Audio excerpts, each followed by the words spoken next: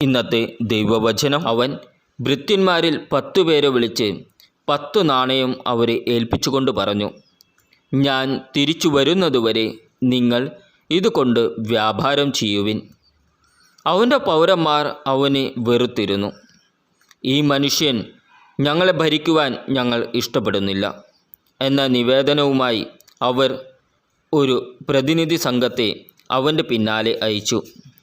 എന്നാൽ അവൻ രാജപദവി സ്വീകരിച്ച് തിരിച്ചു വന്നു.